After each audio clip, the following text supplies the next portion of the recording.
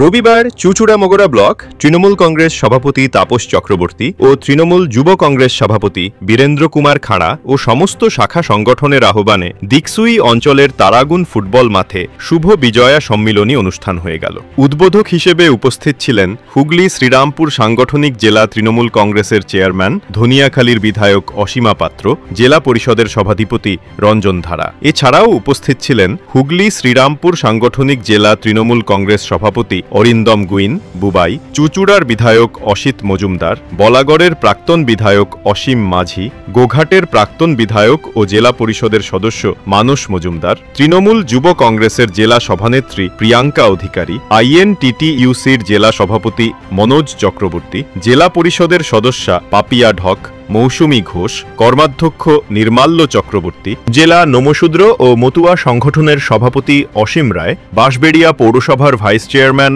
শিল্পী চ্যাটার্জি সহ তৃণমূল কংগ্রেসের নেতাকর্মীরা এদিন প্রদীপ প্রজ্বলনের মাধ্যমে অনুষ্ঠানের শুভ সূচনা করেন বিধায়ক অসীমা পাত্র, জেলা পরিষদের সভাধিপতি রঞ্জন ধারা ও জেলা পরিষদের সদস্য মানস মজুমদার। এদিন মঞ্চে ঝাঁঝালো বক্তব্য রাখেন হুগলি শ্রীরামপুর সাংগঠনিক জেলা তৃণমূল কংগ্রেস সভাপতি অরিন্দম গুইন। বিজেপি ভারতবর্ষে যে শাসনে আছে সে আজকে বাংলাকে উত্তপ্ত করার চেষ্টা করছে।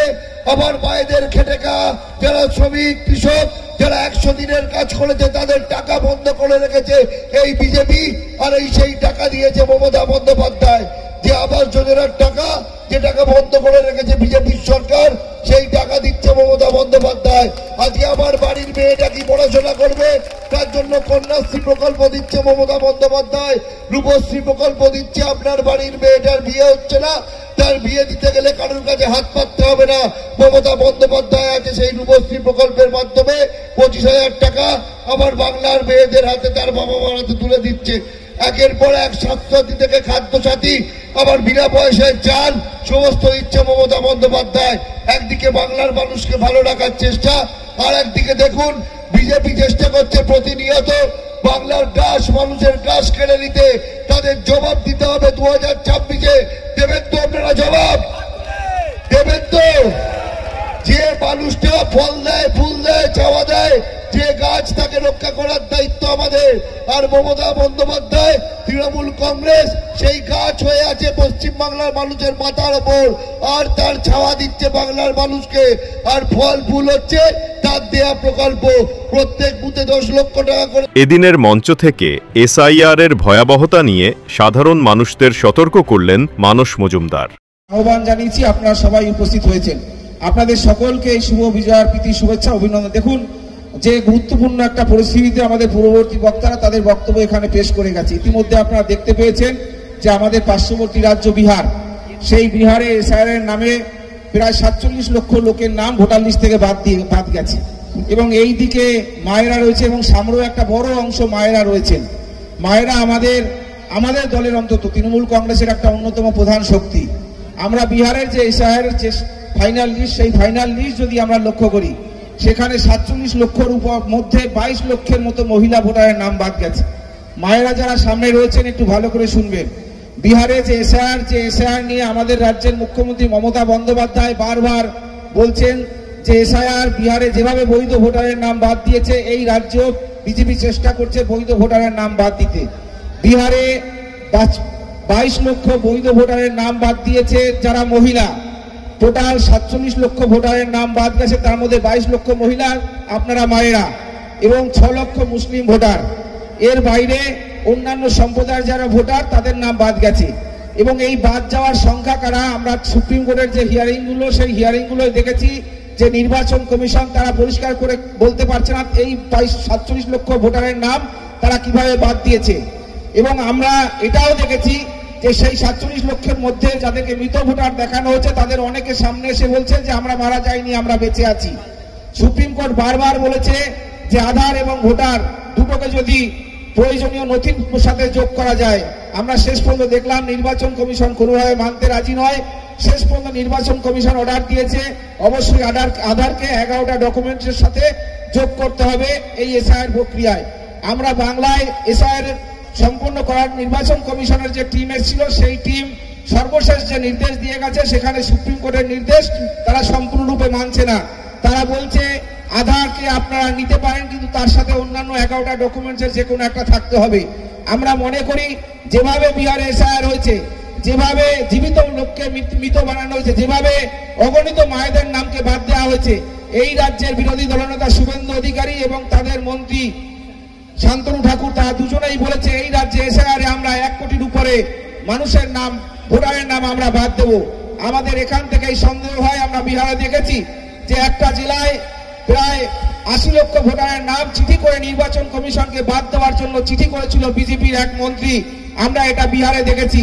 আর এই রাজ্যে যেভাবে শুভেন্দু অধিকারী এবং শান্তনু ঠাকুররা জোর গলায় বলছে যে আমরা 1 কোটির বেশি ভোটারের নাম এই রাজ্যে বাদ দিয়ে আমরা এসআইআর লিস্টকে সম্পূর্ণ করব, আমাদের মনে সন্দেহ আছে, সাধারণ মানুষের মনে সন্দেহ তৈরি হয়েছে যে তাহলে যেভাবে বিহারে বৈধ ভোটারের নাম ভোটার লিস্ট থেকে বাদ দিয়েছে, এই রাজ্যেও তারা বৈধ ভোটারের নাম ভোটার লিস্ট থেকে বাদ দিতে চাইছে।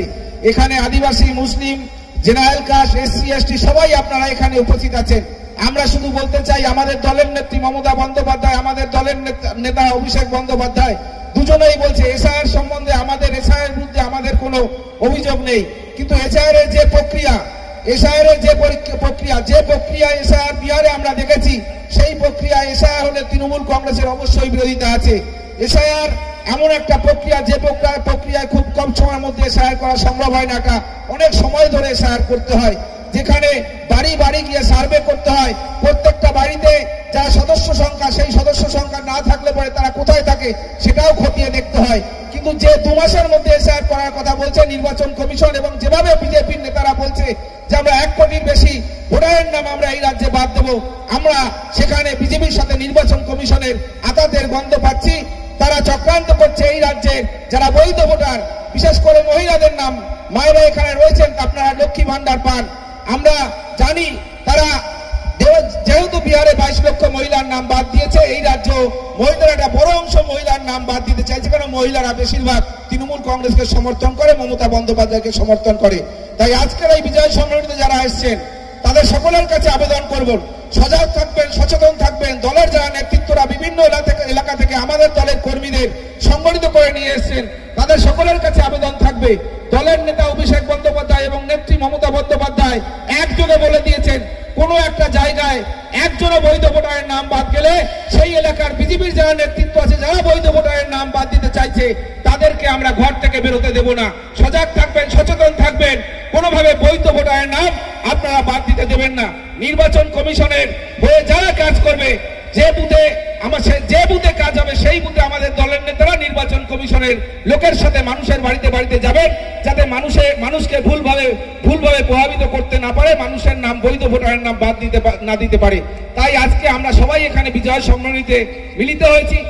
অন্যদিকে সাংবাদিকদের মুখোমুখি হয়ে অসীমা পাত্র কি বললেন শুনুন। বিজয় সম্মেলনী আমাদের একটাই বার্তা যে আগামী 26 যে নির্বাচন, বিজেপি যে নোংরাপনা সারা ভারতবর্ষ জুড়ে করছে, বেসিক্যালি আমাদের বাংলাতেও তারা করে যাচ্ছে। যারা বেঈমান, বাংলাকে তারা ধ্বংস করতে চাইছে, সেই ধ্বংসের বিরুদ্ধে আজকে সমস্ত মানুষকে এসআইআর নাম করে ভোটার লিস্ট থেকে নাম বাদ দেবার চক্রান্ত করছে। আজকে আপনারা বলুন তো, এখনো বাংলায় এসআইআর হলো না, বলছে 1 কোটি বাদ যাবে, কেউ বলছে 1.5 কোটি বাদ যাবে। তাহলে এরা কি করে জানলো 1 কোটি বাদ যাবে কি 1.5 কোটি বাদ যাবে, কি তার বেশি যাবে কি তার কম যাবে? তার মানে কি একটা চক্রান্ত, ঘরে বসে একটা প্ল্যান ছকেছে, তার বিরুদ্ধে সারা বাংলা আজকে আন্দোলন করার জন্য তৃণমূলকেও আমরা আজকে বার্তা দিলাম। কারণ একটা যদি প্রকৃত ভোটারের নাম বাদ যায়, তাহলে কোনো বিজেপির নেতা তারা বাড়িতে থাকতে পারবে না।